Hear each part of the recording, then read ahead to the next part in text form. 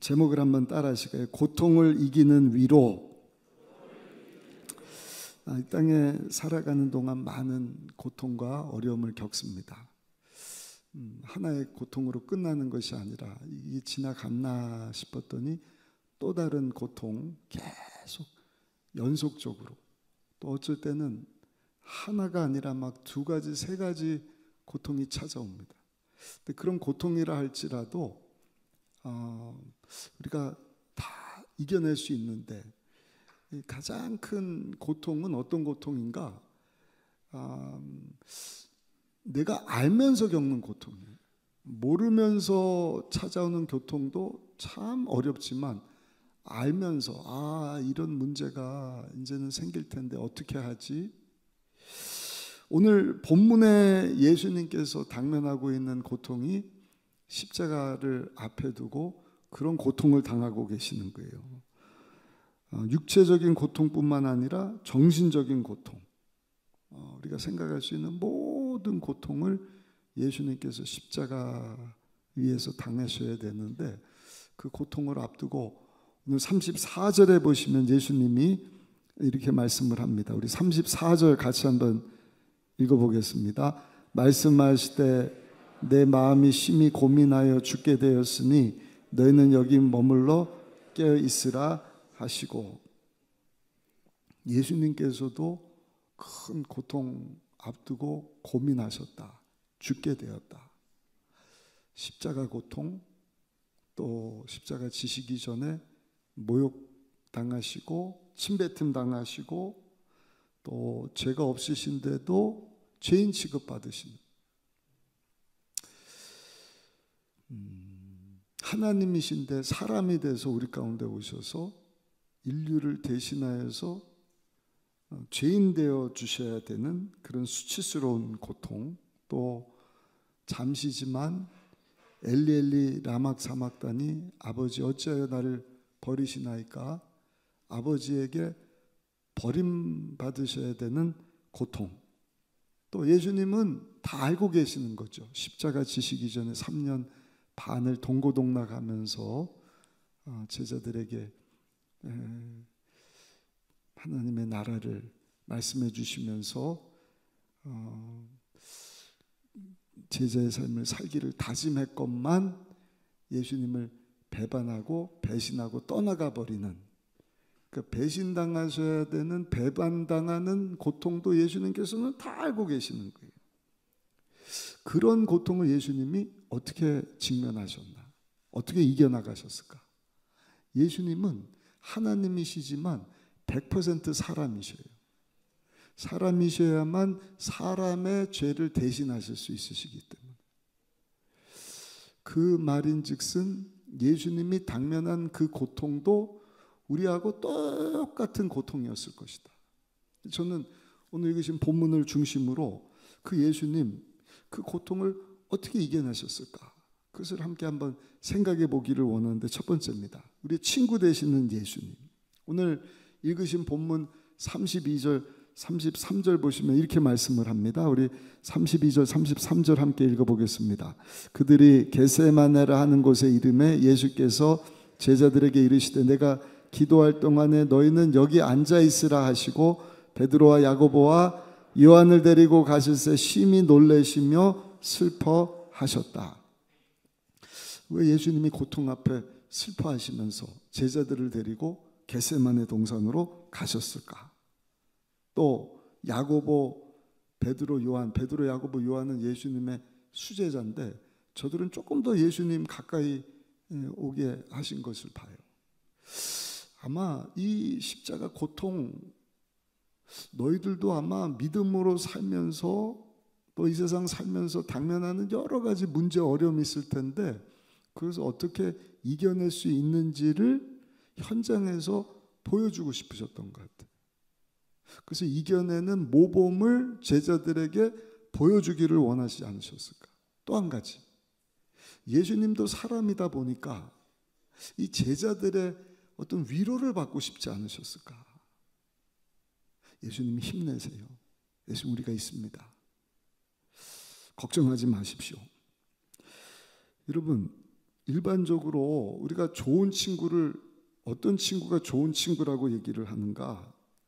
좋을 때만 함께 하는 것이 아니라 함께 슬픔을 나눠주고 다 떠나가 버린 그 자리에 함께 남아서 울어줄 수 있는, 위로해 줄 수 있는 그런 친구를 좋은 친구라고 하지 않습니까? 잠언 17장 17절에 보니까 친구는 사랑이 끊어지지 아니하고 형제는 위급한 때를 위하여 낳느니라. 형제는 아니지만 위급한 때에 함께하면서 좋은 친구로서 함께해 주기를 예수님께서 제자들에게 바라지 않으셨을까? 근데 여러분, 그 제자들이 그 역할을 하지 못한 거예요. 예수님이 제자들 데리고 겟세마네 동산에 가셔서 기도하셨다. 기도하시면서 계속 부탁하신 것은 얘들아 깨어 있어라. 내가 지금 고통 가운데 십자가 져야 되는데 니네가 좀 힘이 돼. 나와 함께 기도해 줬으면 좋겠다. 우리 34절 한번 보시면 34절입니다. 말씀하시되 내 마음이 심히 고민하여 죽게 되었으니 너희는 여기 머물러 깨어 있으라. 고민이 되거든. 내가 죽게 됐거든. 그러니까 나와 함께 깨어서 기도해 줬으면 좋겠다. 좋은 친구가 됐으면 좋겠다. 37절에도 보시면 돌아오사 제자들이 자는 것을 보시고 베드로에게 말씀하시되 시몬아 자느냐 내가 한시라도 깨어 있을 수 없더냐. 예수님이 저들이 예수님과 함께 깨어서 기도하면서 예수님께 어떤 힘이 되고 위로가 되어주기를 원하셨지만 저들은 그 역할을 감당하지 못했다는 것입니다. 오늘 본문뿐만 아니라 마태복음, 누가복음, 사복음서라고 하는데 공간복음이라고 하는데 공간복음에 똑같은 내용이 나와요. 근데 여러분 이 본문을 통해서 우리가 보는 것이 뭔가 제자들이 예수님의 좋은 친구가 되지 못했다는 것입니다. 힘과 어떤 위로가 되지 못했다는 것이죠.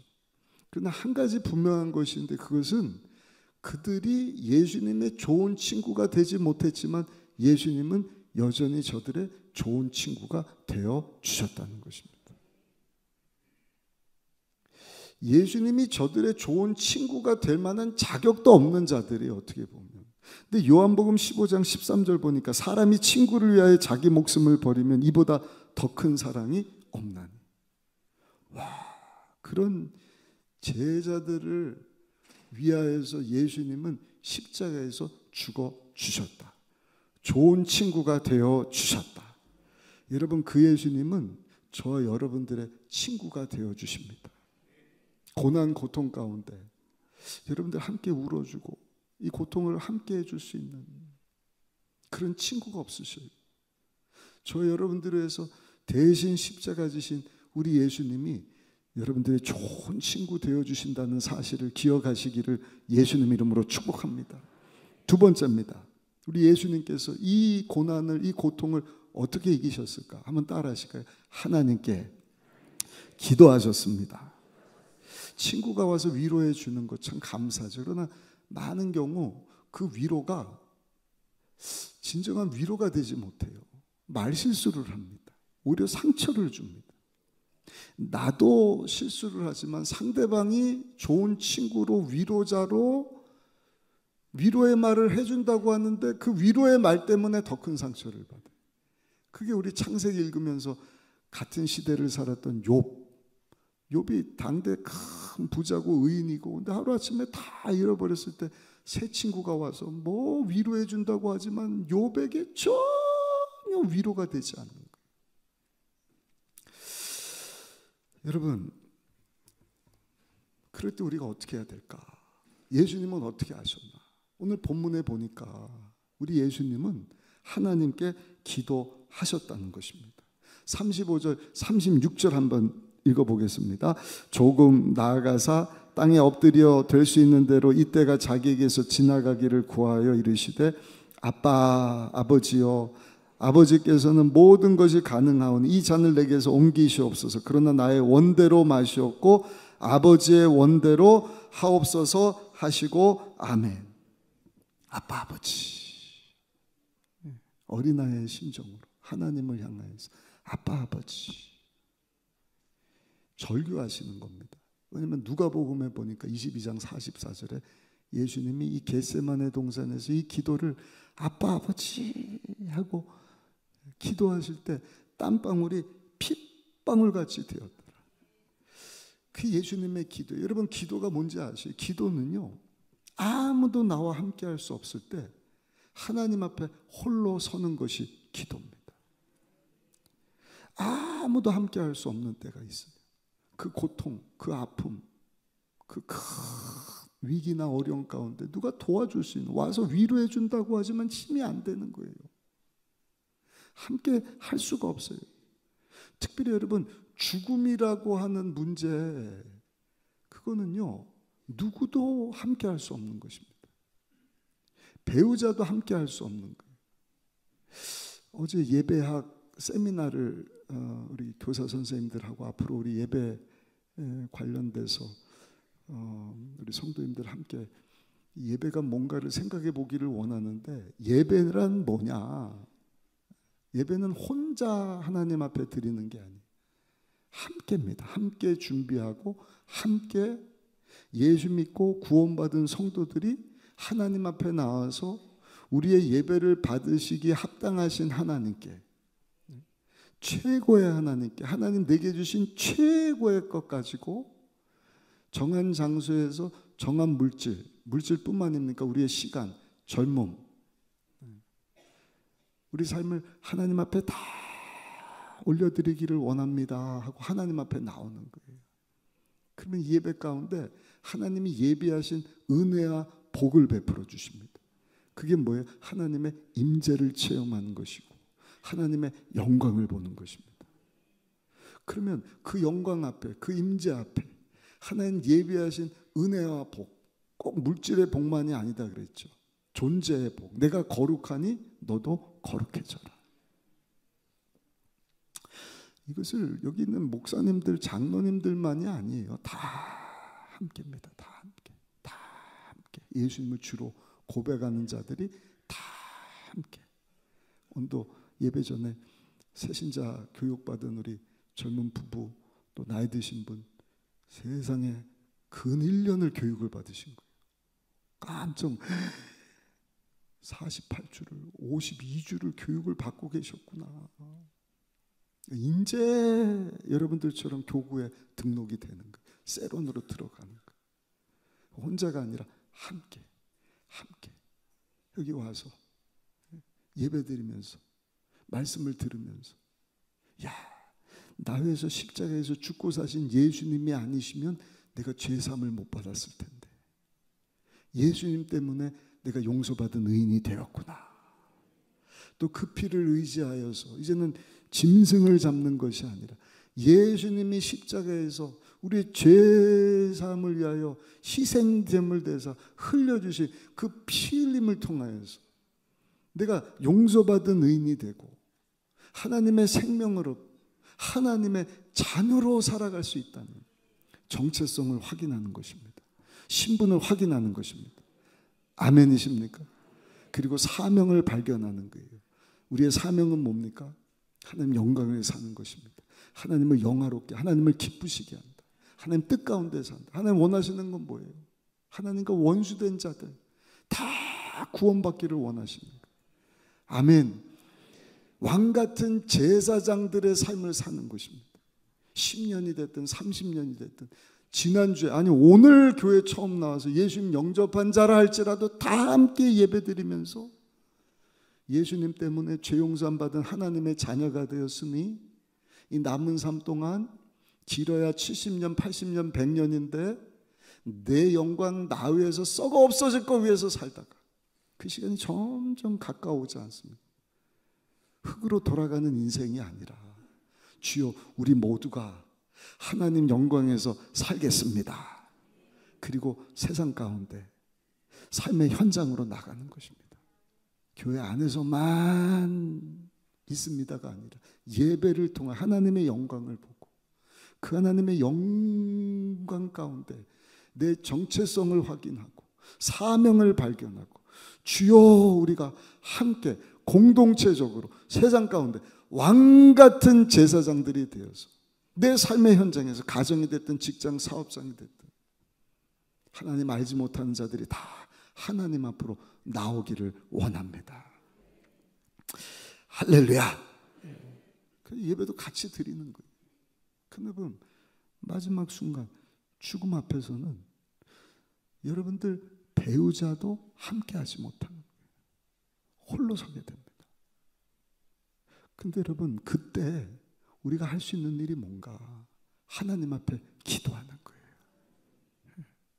예수님이 우리를 대신해서 흘려주신 그 보혈을 의지하여서 예수님 이름으로 하나님 앞에 나갈 수 있는 담대함을 얻어서 예수님과 같이 아빠 아버지,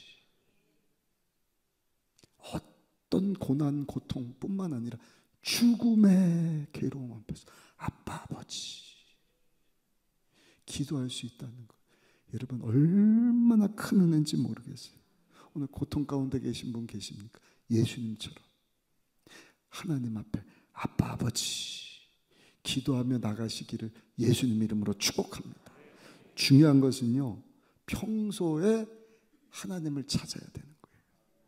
쉽게 말씀드리면 평소에 깨어서 기도해야 하는 것입니다. 예수님은 십자가 고통이 있기 때문에 기도한 것이 아니라 누가복음 22장 39절 보니까 예수께서 나가사 습관을 따라 감람산에 가심에 제자들도 따라갔다. 그러니까 고통의 때뿐만 아니라 일상이 기도의 삶인 거예요. 습관처럼. 이게 참 중요합니다.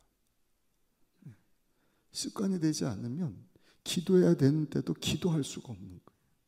그러나 늘 깨어서 기도하는 사람은 큰 고통 앞에, 문제 앞에 홀로 서야 되는 그때도 아빠 아버지 하면서 하나님을 찾게 되는 줄로 믿습니다.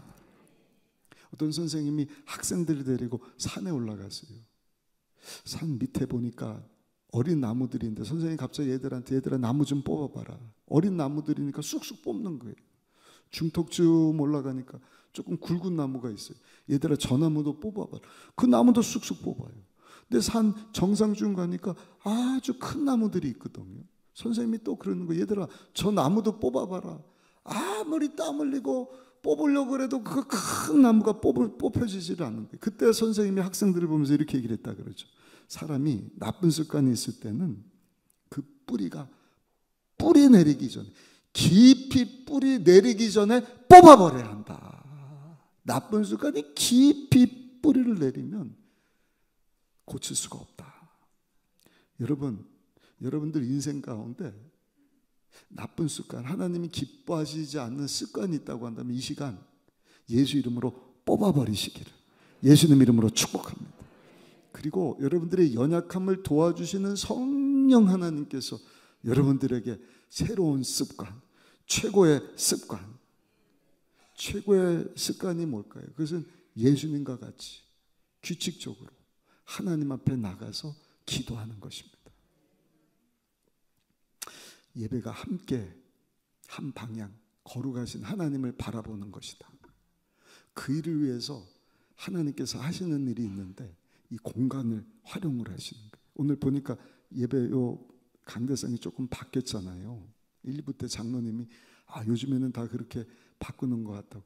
유행이 아닙니다. 성경적인 거예요. 오직 하나님만 여러분들이 바라볼 수 있도록, 하나님께 예배 드릴 수 있도록. 그래서 옆에 이제 사회자나 제가 앉는 저 의자도 저 밑으로 내릴 거예요. 순서 맡으면 올라오고, 여러분들이 사람을 보는 게 아니라 오직 하나님만 바라볼 수 있도록. 여러분 사사기서 우리가 이제 시작을 해요. 하나님은 사람을 찾으세요. 왜냐하면 사람 세우는 것이 참 어렵습니다. 모세를 통해서 그렇게 신신당부하시잖아요. 죽기 전에도 신명기서 31장 7년에 한 번씩 약속의 땅 들어간 모든 백성들 다 불러놔. 애들까지, 그 이방 땅 사는 그 이방 나라 사람들의 자녀들까지 다 불러서 우리 행복을 위하여 주신 이 하나님의 말씀. 왜요? 이 말씀 통하여 우리가 하나님을 알기 때문에. 두꺼운 책이 아니다, 쉬운 책이다 말씀드렸습니다. 66권. 제가 계산해 봤어요. 집에 신앙계가 한 1년치 하면은 52권이잖아요. 신앙계를 쌓아도 이것보다 두꺼워요. 근데 여러분, 영혼 전부터 영혼 끝까지 하나님에 대한 말씀을 이 얇은 책에, 얇죠? 66권밖에 안 돼요. 근데 이 말씀을 모른다. 그러면 여러분, 우리가 어떻게 하나님을 섬깁니까? 모세는 시내산에서 약속 맺고 하나님께서 십계명을 직접 주시면서 하나님 사랑, 이웃 사랑, 내 마음과 뜻과 성품 다하여 주 너의 하나님을 사랑해야 된다. 이웃을 내 몸과 같이 사랑해야 된다. 우리 하나님은 완전 사랑의 하나님이시죠. 요한일서 보면 사랑의 사도로 알려진 사도 요한이 하나님은 사랑이시다. 요한일서 4장 2절에 말씀하지 않습니까? 사랑의 하나님. 그 하나님 은혜를 베풀어 주셔서 430년 애굽에서 종살이 하다가 나오게 하시고 홍해를 건너가게 하신 그 하나님을 잊지 말고 기억하도록 너희 자녀들에게 이 말씀을 부지런히 가르치고, 따라합시다. 배우고 가르치고, 다시요. 배우고 준행하고 가르쳐야 합니다. 계속 강조할 겁니다. 하나님이 계속 강조를 하는 거예요. 여호수아 때 가서 잠깐 모세의 비서실장 하던 여호수아 장군이 그 말씀대로 살다가 31전 31승, 여호수아 말씀 우리가 살펴봤잖아요. 근데 마지막 24장 가서 여호수아가 110살에 죽으면서 또 당부를 하는 거예요. 우리 조상 모세 할아버지가 하나님과 맺었던 언약 너희들이 꼭 지켜야 세계 모든 민족 가운데 뛰어난 백성, 왕 같은 제사장 나라의 사명을 감당할 수 있다. 들어와도 나가도 복을 받고 양식과 물의 복을 주시고 너희 가운데 병도 제거해 주실 것이다. 이 말씀대로 살고 하나님을 기억하고 힘과 뜻과 성품 다해 하나님을 사랑하고 사랑하며 살아라. 아멘. 근데 죽자마자 그대로 사느냐? 아니요. 사사기서 2장 10절에 가서 뭐라고 말씀을 해요? 그 다음 세대가, 여호수아와 그 부모가, 믿음 세대가 다 죽으니 다음 세대가 다른 세대가 되어버렸다. 그래서 여호수아가 모세처럼 후계자 남기지 않은 것이 좀 아쉬워요. 아무튼 여러분, 다음 세대를 세우는 것, 사람을 세우는 것, 통계적으로 대한민국 이미 다른 세대가 되어버렸습니다. 6, 70대, 5, 60대, 4, 50대, 3, 40대까지는 그래도 하나님을 경외하는 법을 알아요. 근데 20대 이전으로는 하나님이 누구야? 어떻게 하나님을 섬겨야 되는 거야? 알지도 못하고 본 적도 없고, 배우고 준행하고 가르쳐야 된다. 하나님은 그런 사람을 찾으셔요. 사사기서 보면 다 타락을 하는 거예요. 네이 지파는 제단에서 나는 백성들이 가져오는 소산물 가지고 하나님이 기업되어 주시고, 레위인들이 성전일만 해야 되는데 타락해버려요. 적어도 아론의 후손들, 제사장들이라도 이 말씀 붙잡고 하나님 기억하고 그대로 살고 가르쳐야 되는데 제사장들이 타락을 해요. 그러니까 하나님이 사사시대에 사사를 세우시고, 동네마다 사사들이 있어요. 사사시대는 360년 하나님이 직접 통치하던 신정시대입니다.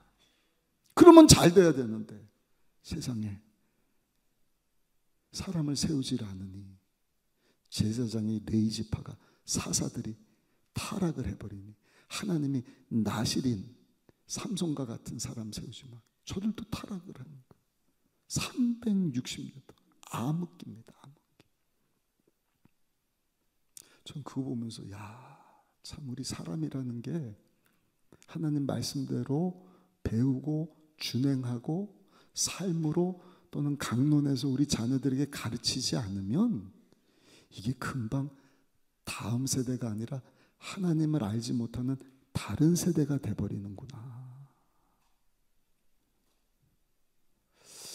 무서운 말씀입니다. 다른 세대가 돼버려요. 사람을 세우지를 않아요. 그래서 우리 교회는요, 항상 하나님의 말씀을 가까이 하고 그 말씀대로 살고 그 말씀을 또 우리 자녀들에게 부지런히 가르쳐야 할 줄로 믿습니다. 그래서 예배 공간, 여기 토요일 날도 우리 최옥진 권사님하고 권사님 집사님들이 꽃꽂이를 매주 섬겨주시.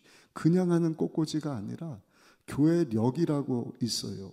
이번 주가 종료주일, 고난주간, 그 다음에 다음 주가 부활주일인데 종료주일에 맞춘 꽃꽂이를 하는 거예요. 여기 자색이 진한 보라색이잖아요.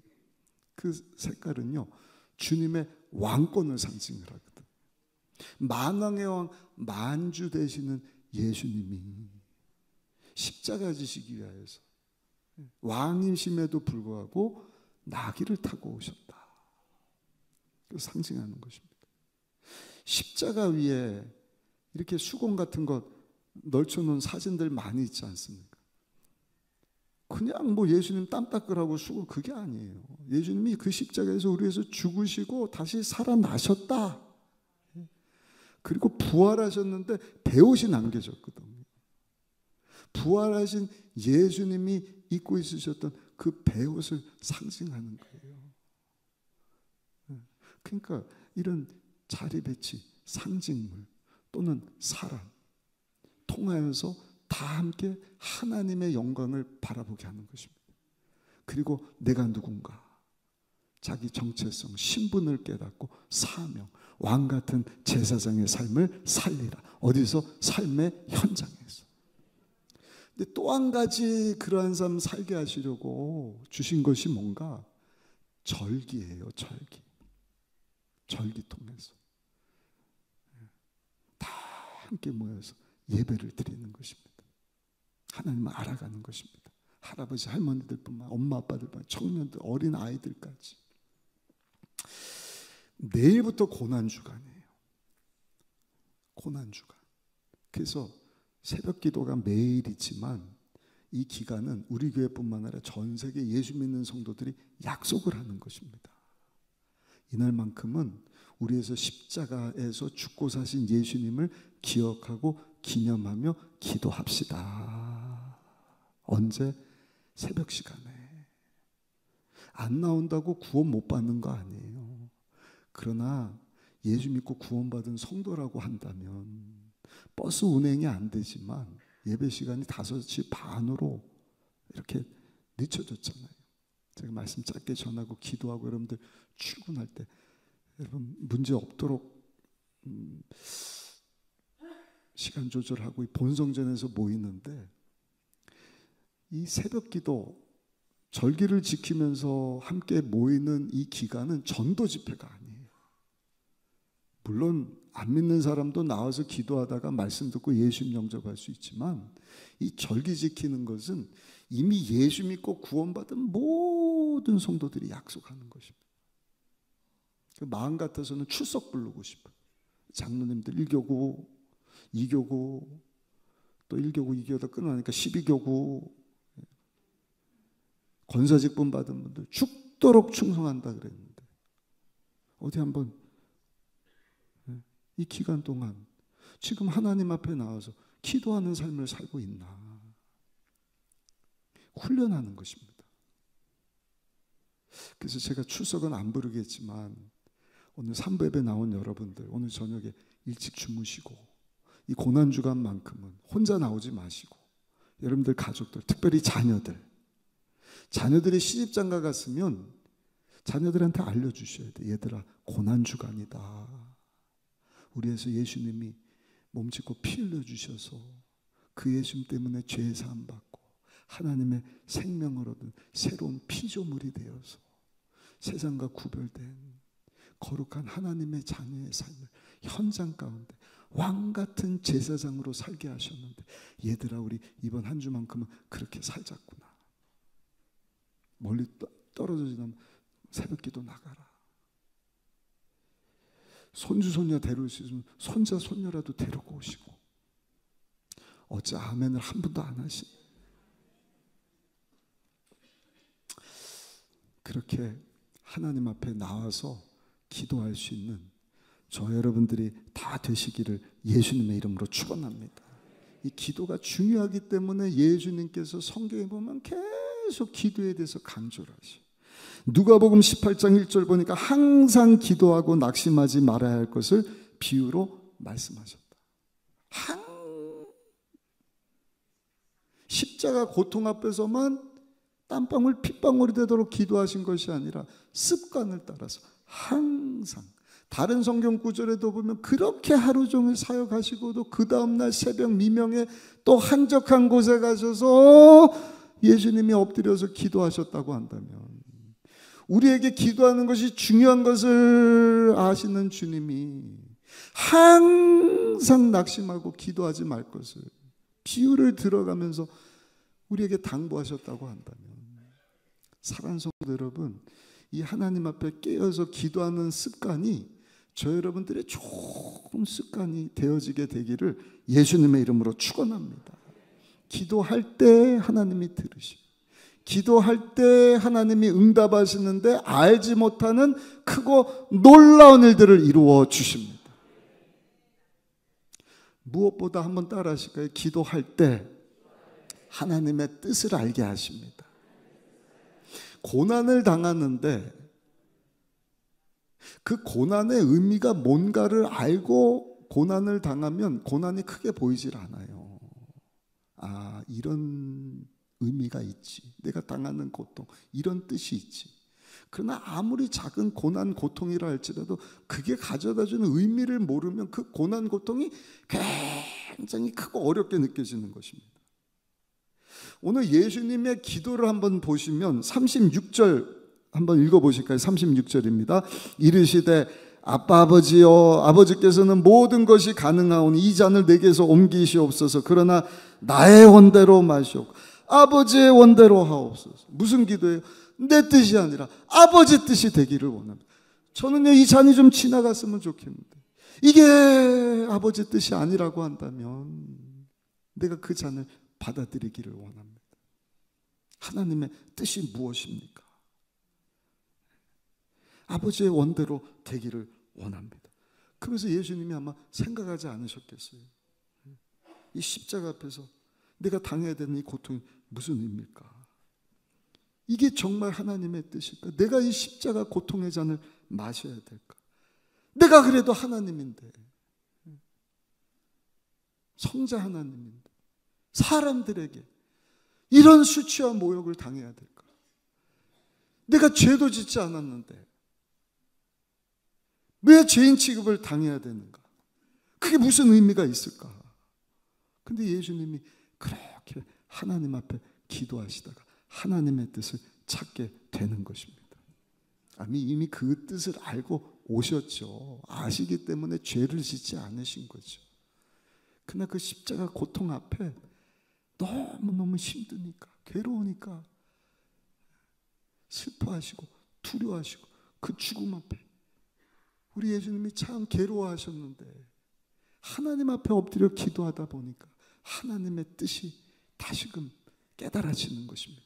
확인되는 것입니다. 아니지, 내가 이 세상에 십자가 지러 왔지.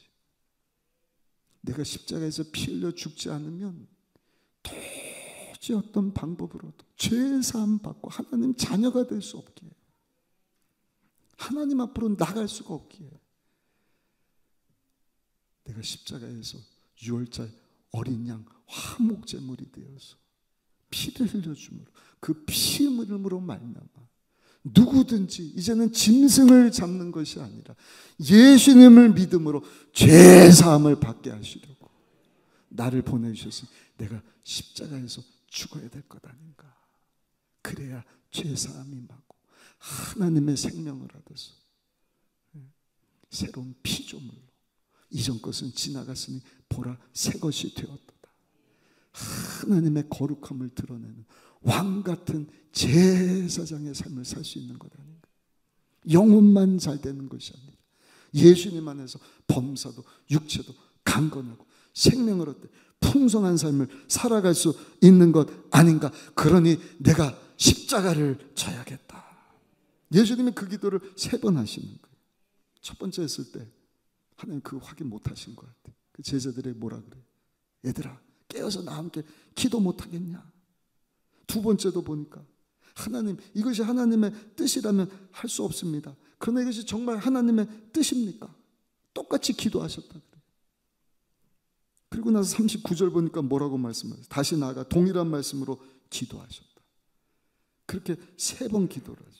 근데 3번 기도하시고 난 후에는 예수님이 뭐라고 말씀을 하시는가? 전혀 다른 말씀을 하셔요. 우리 41절 말씀 한번 읽어보겠습니다. 본문 아래 41절입니다. 3번째 오사 그들에게 이르시되 이제는 자고 쉬라. 그만 되었다. 때가 왔도다. 보라 인자가 죄인의 손에 팔리느니라. 이제 때가 됐다는 것입니다. 하나님 뜻을 확인한 거예요. 야, 이제 준비됐다. 십자가를 받아들여야겠다. 하나님의 뜻을 확인하고는 예수님이 더 이상 제자들에게 기도 요청을 하지 않으셔요. 그리고 두려워하지 않으십니다. 슬퍼하지도 않으십니다. 놀라지도 않으시고 42절에 뭐라고 말씀을 하시는가? 우리 42절도 함께 읽어보시겠습니다. 일어나라 함께 가자. 보라 나를 파는 자가 가까이 왔느니라. 아멘. 아멘. 아멘. 두렵지 않다는 거예요. 내가 됐어. 나를 하나님의 뜻 내가 다시 확인했으니 야, 저 십자가 고통 내가 얼마든지 감당할 수 있어. 일어나라. 나 함께 저 십자가까지 가자. 여러분, 기도하다 하나님의 뜻을 발견하면 하나님의 뜻을 모를 때는 그 문제가 커 보이는 거예요. 그러나 어떤 십자가 고통 아니라 그보다 큰 괴로움이라 할지라도 그 고통이 의미하는 하나님의 뜻을 알면 그 고통은 작아지는 것입니다. 넉넉히 감당하고 뛰어넘을 수 있는 것입니다. 그렇게 믿음의 선조들이 신앙생활하고 복음을 외쳤어요. 우리가 잘 아는 아프리카 선교사로 파송받은 리빙스턴 목사님. 정글이에요. 아프리카 열약함 400년 전 분입니다. 식인종들이에요. 안전이 보장이 안 돼요. 가족들뿐만 아니라 죽느냐 사느냐의 생사가 날마다 달려있는 곳에도 예수 그리스도의 복음을 전하는. 저들에게 누군가는 가서 전해야 듣지요. 들어야 믿지요. 믿어야 하나님께로 나올 수가 있습니다. 그래서 묻는 거예요. 리빙스턴 선교사님. 왜 그러십니까? 왜? 그럼 아프리카 밀림 정글에 가서도 그 죽음의 무시무시한 환경 가운데서도 그 일을 감당합니까? 그때 리빙스턴 목사님이 뭐라고 답을 하느냐? 나는 하나님이 나에게 주신 그 사명 때문에 가는 것입니다. 그리고 그 사명이 다하기 전까지는 반드시 하나님께서 나를 도와서 내가 죽지 않을 것을 내가 믿습니다. 사명 때문에 간다. 사명. 하나님의 뜻을 발견하니 아프리카 밀림 정글 식인종 열악한 것이 여러분 문제가 되지 않더라. 인도의 선교 아버지라고 불렸던 분은 윌리엄 캐리 목사입니다. 이분도 한 400년 전에 인도에 갔어요. 인도의 척박한 땅. 지난주에 우리 아는 목사님이 인도 한 달 생각했다가 2주 만에 음식이 안 맞고 그래갖고 막 몸이 안 좋아서 빨리 귀국을 했는데 와서 하신 얘기가 너무 열악하다. 뭐 카스트 제도 때문에 이 신앙관도 막 그냥 너 환경도 막 지저분하고. 근데 400년 전이니 얼마나 척박한 땅이에요. 거기다가 여러분 이 윌리엄 캐리 목사님 사모님은 정신병까지 들었어요. 자녀들 먹여 살려야 되지 않습니까? 경제적인 열악한 그러한 환경. 이 성경을 인도말로 번역을 하려고 하는데 인도 언어가 방언이 수십 가지거든. 그럼에도 불구하고 그 열악한 환경 가운데 선교 감당을 할 때 또 물은 거예요. 윌리엄 선교사님, 윌리엄 캐리 선교사님, 이유가 뭡니까? 그때 이 선교사님도 이렇게 얘기를 했다고. 하나님의 뜻입니다. 하나님의 뜻, 그 이상도 그 이하도 아닙니다. 그 외에는 그 어떤 것도 아닙니다. 하나님의 뜻이기 때문에 그 사명을 감당하게 되었다. 여러분, 여러분들이 당면하고 있는 그 크게 보이는 고난, 고통, 반드시 거기에도 하나님의 우리가 알지 못하는 크고 놀라운 뜻이 있는 줄로 믿습니다. 하나님은 여러분들을 다 보고 계시, 알고 계시요. 하나님의 뜻하심 없이 그런 어려움을 주시지 않으십니다. 엎드려 기도하시다가 여러분들이 하나님의 뜻을 발견하게 되시기를 예수님의 이름으로 축원합니다. 그것을 깨달았던 사도 바울이 로마서 8장 28절에 뭐라고 고백을 합니까? 하나님을 사랑하는 자, 곧 그 뜻대로 부르심을 입은 자들에게는 모든 것이 합력하여 선을 이루시느니라. 아멘.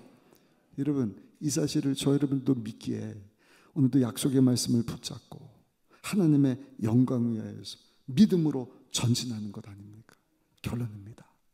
우리에서 십자가 지신 예수님은 여러분들의 좋은 친구가 되어주시고 그 예수님 우리 위해서 지금도 하늘 보좌 우편에서 기도해 주고 계시고 우리에게 오늘도 말씀합니다. 그 고난 앞에 기도해라. 엎드려 하나님 앞에 기도해라. 하나님께서 우리 향 하나님의 뜻을 알게 하실 것이다. 여러분, 그 뜻을 발견하고 하나님 영광 위에서 남은 삶 왕 같은 제사장으로 살아갈 수 있는 저 여러분들과 우리 다음 세대 다 되시기를 예수님의 이름으로 축복합니다. 축원합니다.